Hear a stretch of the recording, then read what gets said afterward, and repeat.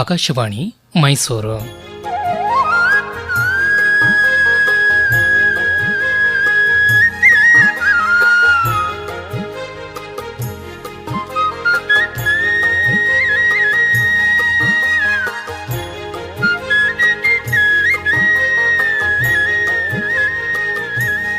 ಗಾದೆ ಗದ್ದುಗೆ ಗಾದೆ ಗದ್ದುಗೆ ಗಾದೆ ಗದ್ದುಗೆ ಗಾದೆ ಗದ್ದುಗೆ ಗಾದೆ ಗದ್ದುಗೆ.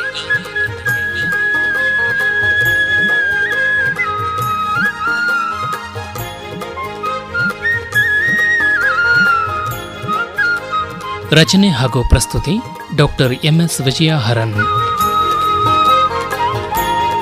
ಓಣಿ ಕೂಸು ಬೆಳೀತು, ಕೋಣೆ ಕೂಸು ಕೊಳೀತು.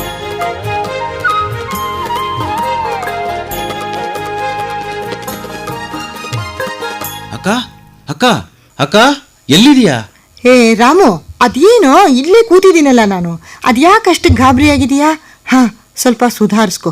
ಹಾ, ಈ ಕಡೆ ಬಾ, ಇಲ್ಲಿ ಕೂತ್ಕೋ ಆಯ್ತಾ? ನೀರು ತಂದ್ಕೊಡ್ಲಾ? ಏನು ಬೇಡಕ್ಕ. ಅಕ್ಕ, ಎಂಥ ಕೆಲಸ ಆಗೋಯ್ತು ನೋಡು. ಹಾ, ಇವತ್ತು ನನಗಂತೂ ಮೂಡೇ ಇಲ್ಲಕ್ಕ. ಎಲ್ಲ ಆಫ್ ಆಗೋಯ್ತು ನೋಡು. ಏನಾಯ್ತು ರಾಮು? ಬೇಗ ಬೇಗ ಹೇಳು, ಸ್ವಲ್ಪ ಸಮಾಧಾನ ಮಾಡ್ಕೋ. ಅಕ್ಕ, ಎದುರುಗಡೆ ಮನೆಯಲ್ಲಿ ಒಂದು ಮಗು ಇತ್ತಲ್ಲ, ಮುದ್ದು ಮುದ್ದಾಗಿ. ಹಾ ಹಾ ಹಾ, ಏನಾಯ್ತು ಅದಕ್ಕೆ? ನಿನ್ನೆ ನೋಡಿದ್ನಲ್ಲ, ತುಂಬಾ ಚೆನ್ನಾಗಿ ಕಾಣಿಸ್ತಾ ಇತ್ತು. ಅಕ್ಕ, ಅದಕ್ಕೆ ರಾತ್ರಿಯಿಂದ ತುಂಬಾ ಹುಷಾರಿಲ್ವಂತೆ, ಆಸ್ಪತ್ರೆಗೆ ಅಡ್ಮಿಟ್ ಮಾಡಿದಾರಂತಕ್ಕ. ಅಯ್ಯೋ ಪಾಪ, ಏನಾಯ್ತಂತೆ? ಮಗು ಒಳ್ಳೆ ಬೆಣ್ಣೆ ಕೃಷ್ಣನ ಹಾಗೆ ಮುದ್ದು ಮುದ್ದಾಗಿ ಆಟ ಆಡ್ಕೊಂಡಿತ್ತಲ್ಲ. ಏನಾಯ್ತು ಅಂತ ಡೀಟೇಲ್ ಆಗಿ ಗೊತ್ತಿಲ್ಲ. ಸಡನ್ ಆಗಿ ಹುಷಾರಿಲ್ವಂತೆ. ಅದೇನೋ ಮೂಳೆಗಳಿಗೆ ಸಂಬಂಧಪಟ್ಟ ಕಾಯಿಲೆ ಅಂತ ಡಾಕ್ಟ್ರು ಹೇಳ್ತಿದಾರಂತೆ. ಮಗು ತುಂಬ ಸುಸ್ತಾಗಿದೆಯಂತಕ್ಕ. ಡ್ರಿಪ್ಸ್ ಹಾಕಿದಾರಂತೆ. ಅಯ್ಯೋ ಪಾಪ, ಆ ಪುಟಾಣಿ ಮಗುಗೆ ಎಷ್ಟು ಹಿಂಸೆ ನೋಡು. ಅವ್ರ ತಾಯಿಗೆ ನಾವು ಹೋಗಿ ಸಮಾಧಾನ ಮಾಡಿ ಬರಬೇಕು ರಾಮು. ನಮ್ಮ ಕೈಲಾದ ಹೆಲ್ಪ್ ಮಾಡಬೇಕು ಅಲ್ವಾ? ನಾನು ಆಗಲೇ ಆಸ್ಪತ್ರೆ ಹತ್ರ ಹೋಗಿ ಬಂದೆ ಅಕ್ಕ. ನಾನೇ ನಿನ್ನ ಪರವಾಗಿ ಎಲ್ಲ ಹೇಳಿದ್ದೀನಿ. ಒಳ್ಳೇದಾಯ್ತು. ನಮ್ಮ ಅಕ್ಕ ಊಟ ತಿಂಡಿ ಎಲ್ಲದನ್ನೂ ಕ್ಯಾರಿಯರಲ್ಲಿ ಕಳಿಸ್ತಾರೆ. ನಮ್ಮ ಕಾರ್ನೂ ಸಹ ನೀವು ಓಡಾಡೋಕ್ಕೆ ಬಳಸ್ಕೋಬಹುದು ಅಂತ. ಹಾಂ, ಸರಿಯಾದ ಕೆಲಸನೇ ಮಾಡಿದೆ ರಾಮು. ಅಕ್ಕ, ಯಾಕಕ್ಕ ಆ ಮಗುಗೆ ಸಡನ್ನಾಗಿ ಹೀಗಾಯಿತು? ಮಗುನ ಯಾರ ಕೈಗೂ ಕೊಡ್ತಾ ಇರಲಿಲ್ಲ, ಹೊರಗೆ ಎಲ್ಲೂ ಸುತ್ತಾಡಿಸೋದಕ್ಕೂ ಬಿಡ್ತಾ ಇರಲಿಲ್ಲ. ಅದೇ ಪ್ರಾಬ್ಲಮ್ ಆಗಿರಬಹುದು ಅನ್ಸುತ್ತಪ್ಪ ನನಗೆ. ಅದೇನೋ ಹೇಳ್ತಾರಲ್ಲ ಗಾದೆ, ಓಣಿ ಕೂಸು ಬೆಳೀತು, ಕೋಣೆ ಕೂಸು ಕೊಳೀತು ಅಂತ. ಹಾಗಾಯ್ತು ನೋಡು. ಅಕ್ಕ ಅಕ್ಕ ಅಕ್ಕ, ಏನದು ಗಾದೆ? ಓಣಿ ಕೂಸು ಇನ್ನೊಂದ್ಸರಿ ಹೇಳಕ್ಕ. ಓಣಿ ಕೂಸು ಬೆಳೀತು, ಕೋಣೆ ಕೂಸು ಕೊಳೀತು ಅಂತ.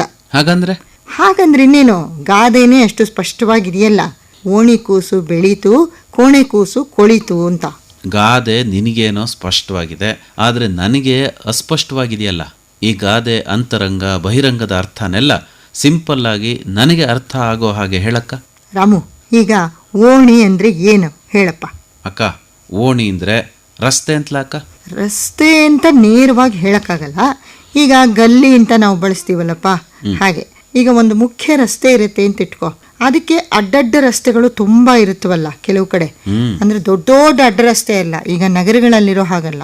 ಈ ಹಳ್ಳಿಗಳಲ್ಲಿ ಅದರಲ್ಲಿ ಸಣ್ಣ ಸಣ್ಣದಾಗಿ ಕಿರಿದಾದ ಜಾಗ ಇರೋ ತರ ಅಡ್ಡಡ್ಡ ರಸ್ತೆಗಳು ಹೋಗುತ್ತೆ ನೋಡು, ಅದಕ್ಕೆ ಓಣಿ ಅಂತ ಹೇಳ್ತೀವಿ.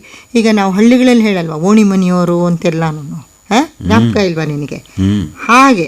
ಮತ್ತೆ ಈ ಒಂದು ಓಣಿ ಅನ್ನೋ ಪದ ಹೆಚ್ಚಾಗಿ ನಾವು ನಮ್ಮ ನಗರಗಳಲ್ಲಿ ಬಳಸೋದಕ್ಕಿಂತ ಈ ಧಾರವಾಡದ ಕಡೆ ಅಂದ್ರೆ ಉತ್ತರ ಕರ್ನಾಟಕದ ಕಡೆ ಜನ ಹೆಚ್ಚು ಬಳಸೋದನ್ನ ನಾವು ಕೇಳಿದೀವಲ್ವಾ.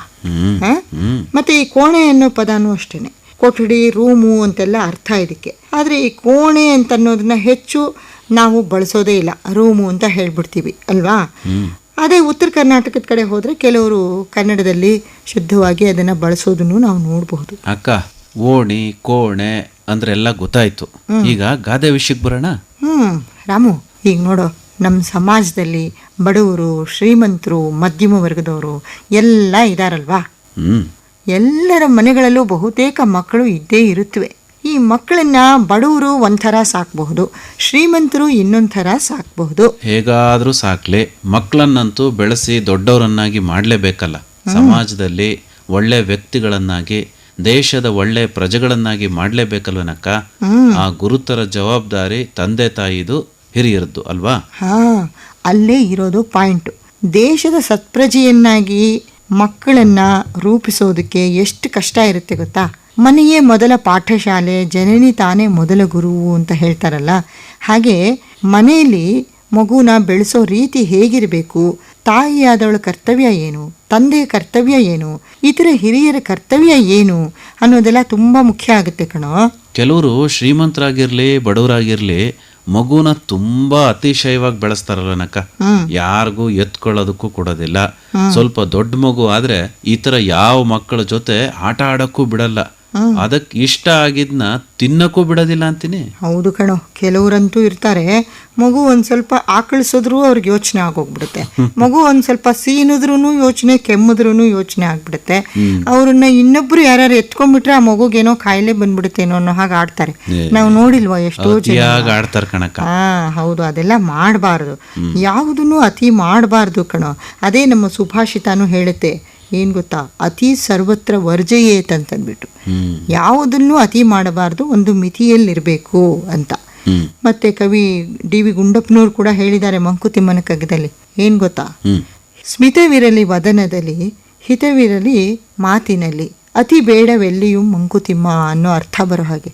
ಎಷ್ಟು ಸೊಗಸಾಗಿದೆ ಅಲ್ವಾ. ಮಕ್ಕಳ ದೇಹ ಮನಸ್ಸು ಅರಳಬೇಕಾದ್ರೂ ಒಳ್ಳೆ ಗಾಳಿ ಬೆಳಕು ಹಾಗೆ ಒಳ್ಳೆ ವಾತಾವರಣ ಬಹಳ ಮುಖ್ಯ ಅಲ್ವೇನಕ್ಕ. ಖಂಡಿತಪ್ಪ. ಕೆಲವರಂತೂ ಮಕ್ಕಳನ್ನ ಹೊರಗಡೆ ಎತ್ಕೊಂಡು ಹೋಗಕ್ಕಿಲ್ಲ, ಅಯ್ಯೋ ಬೇಡ ಅದಕ್ಕೆ ಶೀತ ಆಗ್ಬಿಡುತ್ತೆ, ಅದಕ್ಕೆ ಕೆಮ್ಮಾಗ್ಬಿಡುತ್ತೆ ಅಂತನ್ಬಿಟ್ಟು ಅದಕ್ಕೆ ಇಲ್ಲದೇ ಇರೋ ಸೆಕೆಗಾಲ ಆಗಲಿ ಕುಲಾವಿನೆಲ್ಲ ಹಾಕ್ಬಿಡ್ತಾರೆ, ಸ್ವೆಟರ್ ಎಲ್ಲ ಹಾಕ್ಬಿಡ್ತಾರೆ. ಆದರೆ ಅದಕ್ಕೆ ತುಂಬ ಹಿಂಸೆ ಆಗ್ತಾ ಇರುತ್ತೆ ಅಲ್ವಾ. ಅದಕ್ಕೆ ಹೇಳ್ಕೊಳ್ಳೋದಕ್ಕೆ ಬರೋದಿಲ್ಲ, ಇವರು ಬಿಡೋದಿಲ್ಲ. ಒಟ್ಟಿನಲ್ಲಿ ರಾಮು ತುಂಬ ಮುದ್ದಿನಿಂದ ಮನೆಯಲ್ಲಿ ತುಂಬ ಮುತುವರ್ಜಿ ಮಾಡಿ ಸೂರ್ಯನ ಬೆಳಕು ಬೀಳದೆ ಇರೋ ಹಾಗೆ ಮಾಡ್ತಾರಲ್ಲ, ಅದರಿಂದ ತೊಂದರೆನೇ ಜಾಸ್ತಿ ಕಣೋ. ರಿಕೆಟ್ಸು ಮತ್ತು ಬೇರೆ ತರಹದ ಕಾಯಿಲೆ ಬರದೇ ಇರಬೇಕಾದ್ರೂ ಸೂರ್ಯನ ಕಿರಣ ಮಗು ಮೇಲೆ ಬೀಳೋದು ತುಂಬ ಮುಖ್ಯ ಅಂತಾರಲ್ವನಕ್ಕ. ಹೌದಪ್ಪ, ಎಲ್ಲದಕ್ಕೂ ನಾನಾ ಕಾರಣಗಳಿಗೆ ಸೂರ್ಯನ ಕಿರಣ ಅನ್ನೋದು ತುಂಬ ಮುಖ್ಯ ಆಗುತ್ತಲ್ವಾ. ಅಷ್ಟೇ ಅಲ್ಲ, ಈಗ ಮಗು ನೋಡು, ನಮ್ಮ ಪ್ರಕೃತಿನ ನೋಡಿ, ಅಂದರೆ ಗಿಡ ಮರ ಪ್ರಾಣಿ ಪಕ್ಷಿಗಳನ್ನು, ಹಳ್ಳಿಗಳ ಕಡೆ ನದಿ ತೊರೆ ಇರುವಂಥ ಕಡೆ ನದಿಗಳನ್ನು ಕೆರೆಗಳನ್ನು ನೋಡಿ ಆನಂದಿಸೋದನ್ನ ಕಲಿಯುತ್ತಲ್ವಾ. ಅಷ್ಟೇ ಅಲ್ಲ ಅಕ್ಕ, ಮಗು ಬೆಳೀತಾ ಬೆಳೀತಾ ಅಕ್ಕಪಕ್ಕದ ಮನೆ ಮಕ್ಕಳ ಜೊತೆ ಆಟ ಆಡ್ತಾ ಒಳ್ಳೊಳ್ಳೆ ಮಾತಾಡ್ತಾ ಬೆಳೆದ್ರೆ ಚೆನ್ನಾಗಿರುತ್ತಲ್ವಾ. ಅದಕ್ಕೆ ಓಣಿ ಕೂಸು ಬೆಳೀತು ಅಂತ ಹೇಳ್ತಾರಲ್ವನಕ್ಕ. ಹೌದು, ಇಲ್ಲಿ ಓಣಿ ಕೂಸು ಬೆಳೀತು ಅಂದರೆ ಈಗ ನೋಡು, ಸಣ್ಣ ಸಣ್ಣ ಹಳ್ಳಿಗಳಲ್ಲೇ ಆಗಬಹುದು, ಸಣ್ಣ ಓಣಿಗಳಿರೋ ಕಡೆ ಎಲ್ಲ ಒಬ್ಬರ ಒಂದು ಕಷ್ಟ ಸುಖಗಳನ್ನು ಇನ್ನೊಬ್ಬರು ವಿಚಾರಿಸ್ತಾ ಇರ್ತಾರೆ. ಇದನ್ನು ಸ್ವಲ್ಪ ಹಳ್ಳಿಗಳಲ್ಲಿ ಇಂದಿಗೂ ಇರೋದನ್ನು ನಾವು ಗಮನಿಸ್ಬೋದಲ್ವಾ. ಅಂಥ ಕಡೆ ಮನೆ ಮಕ್ಕಳು ಅಷ್ಟೇ, ಎಲ್ಲರೂ ಒಂಥರ ಒಟ್ಟಾಗಿ ಬೆಳೀತಾರೆ, ಅಲ್ಲೇ ಆಟ ಆಡ್ತಾರೆ ಮಕ್ಕಳು. ಒಂದು ಮನೆ ಮಗುಗೇನೋ ಕಷ್ಟ ಆಯಿತು ಅಂದರೆ ಇನ್ನೊಂದು ಮನೆ ತಾಯಿ ಕೂಡ ಅದಕ್ಕೆ ಸಹಾಯ ಮಾಡೋದಕ್ಕೆ ಮುಂದೆ ಬರ್ತಾಳೆ. ಅಂದರೆ ಆ ಮಕ್ಕಳೆಲ್ಲ ತಮ್ಮ ಓಣಿದು ಅನ್ನೋ ಒಂದು ಭಾವನೆ ಇರುತ್ತೆ. ಹೀಗಾಗಿ ಮಗುಗೆ ಏನೇ ತೊಂದರೆ ಆಗಲಿ ಎಲ್ಲರ ಸಹಕಾರದಿಂದ ಅದು ಚೆನ್ನಾಗೇ ಬೆಳೆಯುತ್ತೆ. ಅಂದರೆ ಆಟ ಪಾಠಗಳಲ್ಲೂ ಅದಕ್ಕೆ ಒಳ್ಳೆಯ ಸ್ನೇಹ ನೆರೆಹೊರೆ ಎಲ್ಲ ಇರುತ್ತಲ್ಲ, ಸಂತೋಷವಾಗಿ ಬೆಳೆಯುತ್ತೆ. ಇಲ್ಲಿ ಮುಖ್ಯ ಅಂದರೆ ತಾಯಿ ತಂದೆ ನೆರೆಹೊರೆ ಮಕ್ಕಳ ಮಾತು ಹವ್ಯಾಸಗಳ ಬಗ್ಗೆ ಸ್ವಲ್ಪ ನಿಗಾ ಇಟ್ಕೊಂಡಿರ್ಬೇಕಷ್ಟೇ.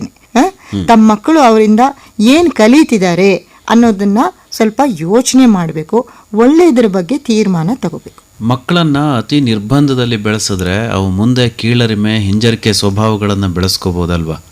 ಇದು ಅವರ ವಿದ್ಯಾಭ್ಯಾಸ ವ್ಯಕ್ತಿತ್ವದ ಮೇಲೂ ಪರಿಣಾಮ ಬೀರುತ್ತೆ ಅಲ್ವೇನಕ್ಕ. ಖಂಡಿತ. ಒಟ್ಟಾರೆ ಮಕ್ಕಳ ಪ್ರಗತಿಗೆ, ದೈಹಿಕವಾಗಿ ಹಾಗೂ ಮಾನಸಿಕವಾಗಿ ಅವರ ಬೆಳವಣಿಗೆಗೆ, ಅವರ ವ್ಯಕ್ತಿತ್ವ ವಿಕಸನಕ್ಕೆ ಅವರಿಗೆ ಹಿತವಾಗುವಂಥ ಒಂದು ರೀತಿ ಮುಕ್ತ ವಾತಾವರಣ ಇರಬೇಕು. ಅದನ್ನು ಕಲ್ಪಿಸಬೇಕಾದ್ದು ಹಿರಿಯರ ಕರ್ತವ್ಯ ಮನೆಯಲ್ಲಿ, ಮತ್ತು ಶಾಲೆಗಳಲ್ಲಿ ಶಿಕ್ಷಕರ ಕರ್ತವ್ಯ. ಒಟ್ಟಾರೆ ಶಿಕ್ಷಕರು, ತಂದೆ ತಾಯಿ, ಹಿರಿಯರು ಎಲ್ಲರ ಜವಾಬ್ದಾರಿ ಅಂತ ಪರೋಕ್ಷವಾಗಿ ಈ ಗಾದೆ ನಮ್ಮನ್ನು, ಅಂದರೆ ಓಣಿ ಕೂಸು ಬೆಳೀತು ಕೋಣೆ ಕೂಸು ಕೊಳಿತು ಅನ್ನೋದು ಎಚ್ಚರಿಸುತ್ತಲ್ವಾ. ಅಕ್ಕ, ಹೀಗೆ ಮಾತಾಡ್ತಾ ಇರ್ತೀಯೋ, ಅಡಿಗೆ ತಿಂಡಿ ಮಾಡ್ತೀಯೋ ನೋಡು, ಆಸ್ಪತ್ರೆಗೆ ಊಟ ತಿಂಡಿ ತಗೊಂಡ್ ಬರ್ತೀನಿ ಅಂತ ಎದುರುಗಡೆ ಮನೆ ಆಂಟಿಗೆ ನಾನು ಹೇಳಿ ಬಂದಿದ್ದೀನಲ್ಲ. ಓಹೋ, ಹೌದಲ್ವಾ. ಎಲ್ಲ ಬೇಗ ಬೇಗ ರೆಡಿ ಮಾಡ್ಬಿಡ್ತೀನಿ ಕಣ. ನೀನೊಂದು 4 ಈರುಳ್ಳಿ ಬೇಗ ಬೇಗ ಹೆಚ್ಚಿಕೊಟ್ಬಿಡು, ಜಾಣ ಆಯ್ತಾ. ಸರಿ.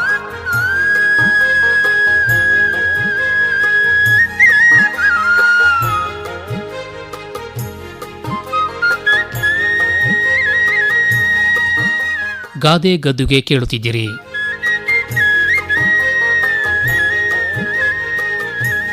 ರಚನೆ ಹಾಗೂ ಪ್ರಸ್ತುತಿ ಡಾಕ್ಟರ್ ಎಂಎಸ್ ವಿಜಯಹರನ್.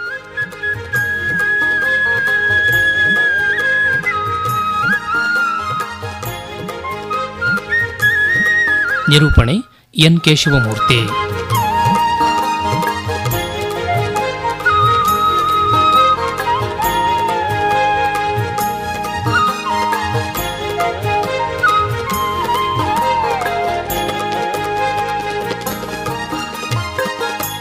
ಈ ಕಾರ್ಯಕ್ರಮ ಆಕಾಶವಾಣಿ ಮೈಸೂರು ಕೇಂದ್ರದಿಂದ ಮೂಡಿಬಂತು.